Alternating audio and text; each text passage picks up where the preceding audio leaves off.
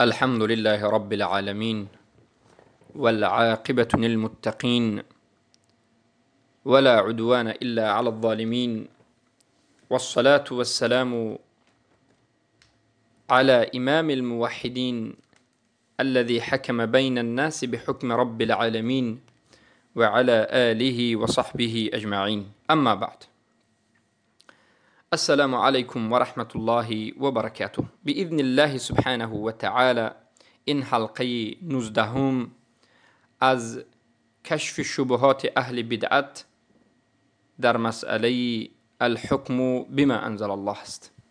کشف نمودن شبهه های اهل بدعت در مسئله حکم کردن به حکم الله و رسول. ان شاء الله سبحانه و تعالی در این حلقه به شما بعضی از وجه و نمودهایی که حکم به غیر ما انزل الله یا که مراجعت کردن و تحکم به سودهای کفری، به سودهای غیر شرعی و قانون برآوردن ناقض از نواقض اسلام بودنش رو بیان میکنیم. یعنی از یک چند راه مختصرا به شما بیان میکنیم که حکم کردن به حکم غیر ما انزل الله، به حکم غیر الله و رسول و مراجعت کردن به محکمه های غیر شرعی، به محکمه های دنیوی و قانون برآوردن، اینها شکننده از شکننده های اسلام است. البته ما در حلقه های گذشته همه این را بیان کردیم که حکم چه علاقه به لا اله الا الله، چه علاقه به شروطش، چه علاقه به ارکانش، چه علاقه به محمد رسول الله، چه علاقه به کفر بالطاغوت، چه علاقه به اسلام و ایمان و غیره دارد. پس بدانید هر کسی که حکم نماید به غیر حکم الله و رسول، هر انسانی که حاکم باشد به غیر ما انزل الله، به غیر قرآن و سنت حاکم باشد، اولا حکم نمودن، حکم کردن به غیر ما انزل الله، به غیر قرآن و سنت، به غیر شریعت، شکننده ارکان لا اله الا الله است. این چنین انسان را کافر میکند. دوما حکم به غیر ما انزل الله باطل کننده شروط های صحت لا اله الا الله است. سوما حکم طاغوتی، حکم هایی که به غیر ما انزل الله است، باطل کننده شهادت ان محمد رسول الله است و توحید متابعت است. یعنی توحید متابعت انسان را حکم به غیر ما انزل الله نابود میکند، باطل میکند. چهارما حکم به غیر ما انزل الله از شرک اکبر است که بخشیده نمیشود. پنجما حکم به غیر ما انزل الله نابود کننده حقیقت اسلام است. ششما حکم به غیر ما انزل الله ناقضی نیوکی شکننده حقیقت ایمان و رکنهای ایمان است. هفتما حکم به غیر ما انزل الله شکننده حقیقت عبادت است. هشتما حکم به غیر ما انزل الله شکننده شریعت و دین است. نهما حکم کردن به حکم غیر الله و رسول، الحاکم به غیر ما انزل الله، حکم کننده به غیر قرآن و سنت، حکم کننده به غیر ما انزل الله یا که قانون برآورده، این واقع در شرک تمثیل است. دهما قانون برآورنده، این والعیاذ بالله خودش را در ربوبیت الله برابر کرده است عز و جل، واقع در شرک تعطیل شده است. یعنی الله را از قانون برآوری گرفته خودش را گذاشته است. والعیاذ بالله. یازدهم حاکمی که به غیر ما انزل الله حکم میکند، واقع در کفر اعراض شده است. دوازدهم حکمی به غیر ما انزل الله، این طعنه زدن به الله و طعنه زدن به رسول الله و به دین و به کتابش است. والعیاذ بالله. همه این مسئله ها به شما بیان شد. ببینید برادران و خواهران عزیز، تأمل نمایید که یک حکم کردن به حکم الله یا که مراجعت کردن به محکمه های غیر شرعی، به محکمه های سودی، این سودهای دنیوی، یا که قانون برآوردن، قانون کنستیتوسیون ساختن، از 12 جهت کفر است و شرک است. یعنی مسئله بینید مسئله خطرناک است، مسئله عادی نیست. این فقط یک نمود کفر نیست. تمام نمودی ارکان دینتان را، اصل دینتان را میشکند. حکم کردن به غیر حکم الله، اراده حکم غیر الله، قبول کردن حکم غیر الله، دوست داشتن حکم غیر الله، مراجعت کردن به حکمهای غیر الله، به سودهای کفری. مثلا یکی از سودهای کفری مراجعت کردن به امم متحده. خیلی که امروز حزبی ها می روند، یک علم کرد، یک مشکلی شد، مراجعت میکنند، تحاکم میکنند در امم متحده، شکایت میکنند آنها، میگن که ما را سود کنید، ما را قضاوت کنید. همه این شرک است. از یک جانی، از گفتیم 12 جهت. شرک حکم این یک شرک عادی نیست. به شرک حکم داخل می شود تمام اقسام شرک. یعنی یک کسی که در حکم مشرک می شود داند که تمام نمود شرک را انجام داده است. تمام نمودهای شرک، تمام قسم و اقسام شرک و اینچنین تمام نمودهای کفر را انجام داده است. نمودهای شرک و نمودهای کفر در حکم، یعنی این یکی از مسئله های بزرگترین است. همه شرک و همه کفر اینچنین نیست که تمام نمود شرک تمام نمود کفر رو به خودش جمع کند. این شرک حکم و شرک و کفر حکم است که در خودش تمام نمود شرکیات و کفریات رو جمع می‌کند. مثلا البته وقتی که ما میفهمیم که شرک حکم همه اقسام های شرک و همه نمودهای کفر را جمع به خودش میکند، این موضوع با اهمیت زیادتر میکند. مثلا شرک حکم می شود که شرک در الوهیت باشد. شرک حکم می شود شرک در الوهیت، شرک در ربوبیت، شرک در اسماء و صفات. هر کسی که مشرک در حکم شد، هم مشرک در ربوبیت، هم مشرک در الوهیت و هم مشرک در اسماء و صفات شد. سبحان الله. و این چنین شرک حکم شرک قولی هست، شرک عملی هست و شرک اعتقادی است. علما میگن یکون شرکا فی الاقوال و شرکا فی الاعمال و شرکا فی الاعتقاد. یعنی شرک حکم می شود که هم به زبان مشرک بشود، هم به اعتقادش مشرک بشود، هم به عملش مشرک بشود. مثلا به زبانش حکم غیر الله را حکم بکند، اعتقادا حکم غیر الله را جایز بداند، عملا حکم غیر الله را تطبیق بکند. پس بدانید که یکی از اینها را کند کافر است. اما مرجئه ها، مدخلی ها، جامی ها، اشعری و ماتریدی ها و غیره ها فقط شرک اعتقادی را قبول دارند. یعنی اگر به دلش، به قول دلش انکار حکم الله کند یا که حکم غیر الله را افضل دارد، در این حالت کافر میشه میگند. اما حکم عملی، شرک حکم عملی، شرک حکمی قولی را قبول ندارند. البته مذهب مرجئه است. مذهب اهل سنت و الجماعت میگه هر جایی که از همون جا ایمان به وجود می آید، از همون جا شرک هم به وجود می آید. ایمان از کجا به وجود می آید؟ از زبان، پس از زبان شرک هم به وجود می آید. ایمان از کجا به وجود می آید؟ از قلب، پس از قلب شرک هم به وجود. ایمان از عمل به وجود می آید، پس شرک هم از عمل به وجود می آید. حکم از کجا به می آید؟ از زبان به وجود می آید. حکم الله را از زبان کسی که جاری کرد ثواب گرفت، اما حکم الله را کسی از زبان انکار کرد کافر شد، مشرک شد. هر کسی که حکم الله را به قلبش اعتقاد کرد که باید حکم کرده شود، افضل ترین حکم الله است و حکم کردنش واجب است، این البته اجر و ثواب و پاداش و مؤمن شد. و اما کسی که به قلبش انکار کرد کافر شد. هر کسی که عملا حکم الله را جاری کرد مؤمن و موحد است، اما عملا حکم الله را انکار کرد یا به حکم غیر الله حکم کرد کافر است. یکی از همین ها به وجود آید در اقوال شرک در حکم یا در عمل یا در اعتقاد، یکی از اینها شرک به وجود آید، انسان کافر میشد. و این چنین شرک حکم می شود شرک اکبر و شرک اصغر. ما گفتیم حکم کردن به غیر حکم الله می شود شرک اکبر و شرک اصغر. چگونه شرک اصغر می شود؟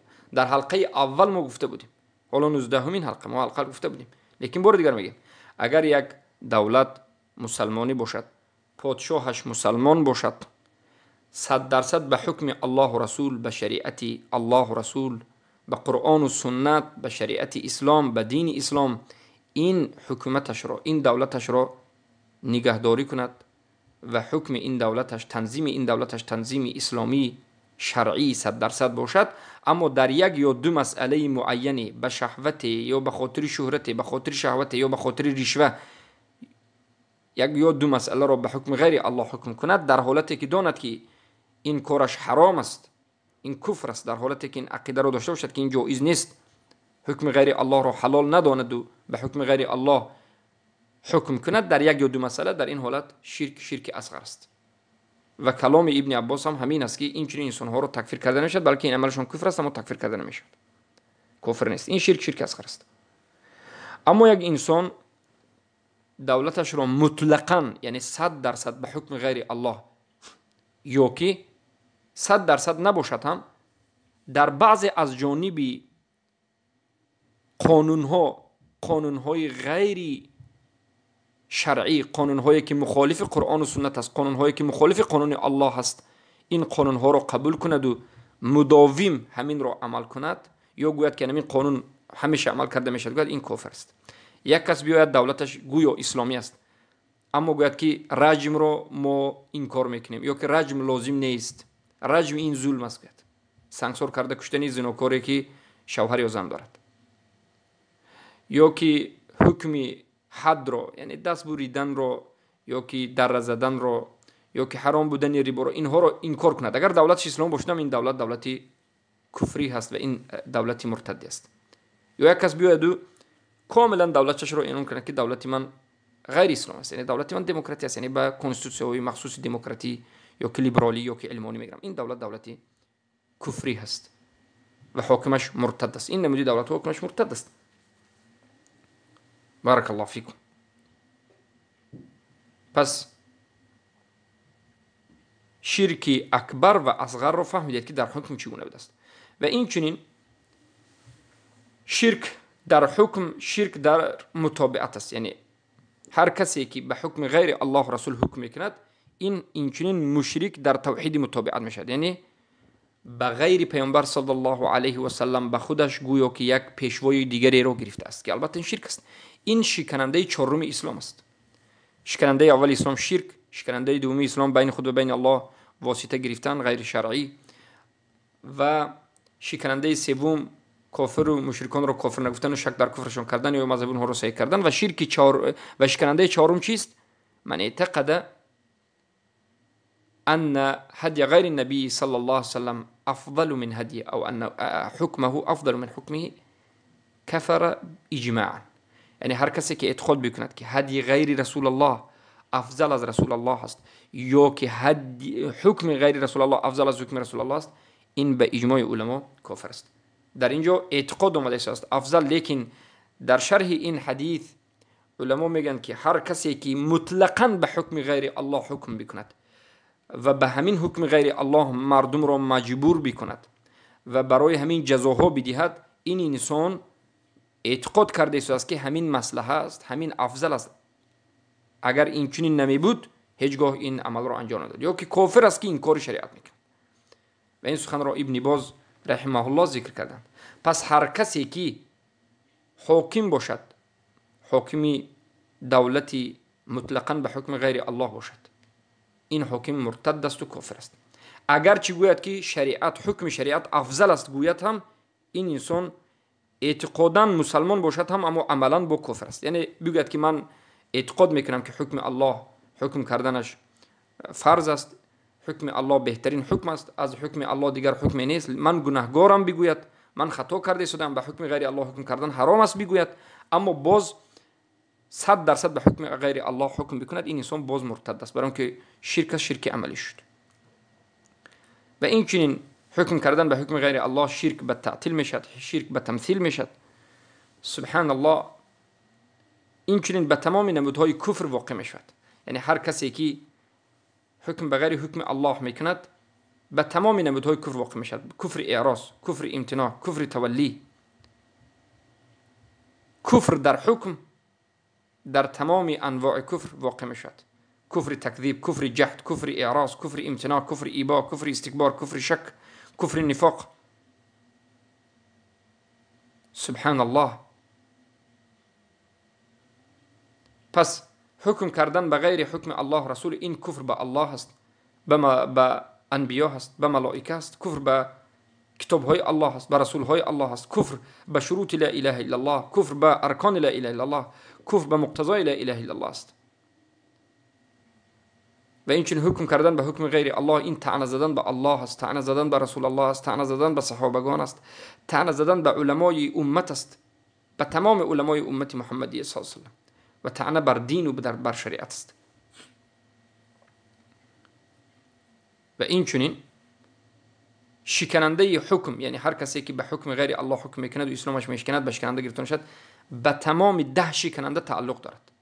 به شکننده شرک، به شکننده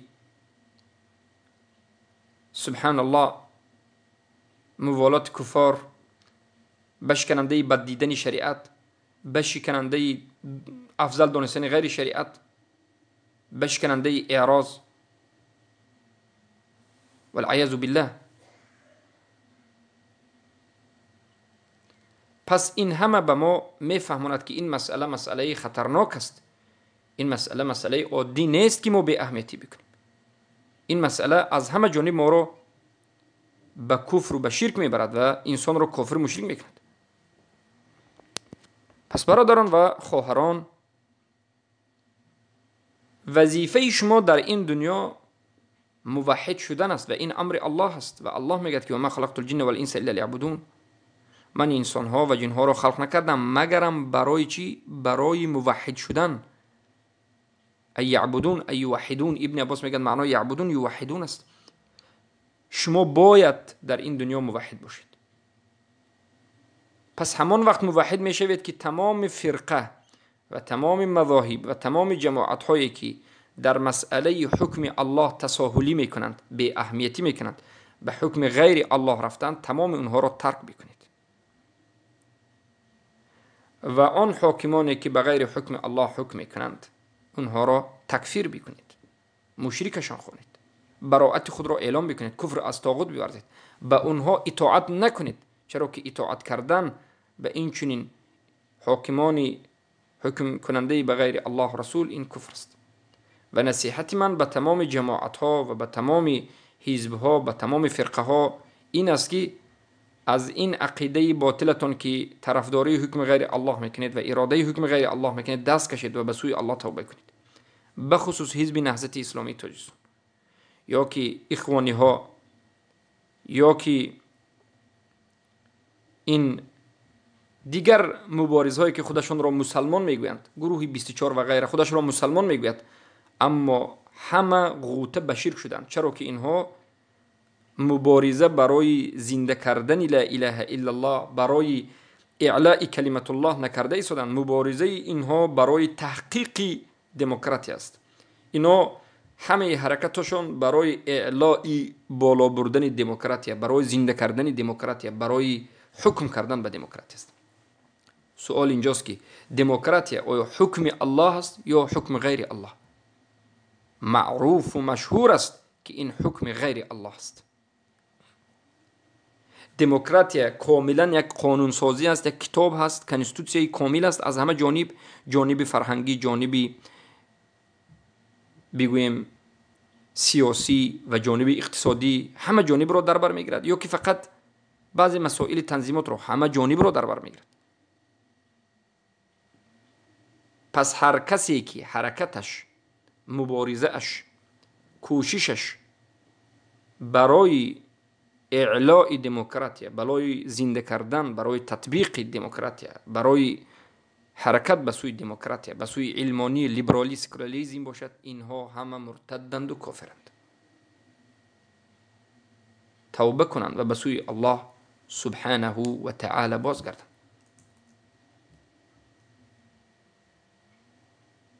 پس بارک الله فیکم. با همین این حلقه رو به پایان میرسانیم و ان شاء الله سبحانه و تعالی در حلقه آینده به شما بیان میکنیم که توحید حکم تمام نمودهای توحید را به خودش در بر میگیرد. خیلی که شرک در حکم تمام نمودهای شرک را، کفر در حکم تمام نمودهای کفر را در بر میگیرد، توحید حکم نیست تمام نمودهای توحید را بر خودش در بر میگیرد. بارك الله فيكم وحياكم الله بياكم. اللهم علمنا مما ينفعنا وينفعنا مما علمتنا، إنك أنت العليم الحكيم.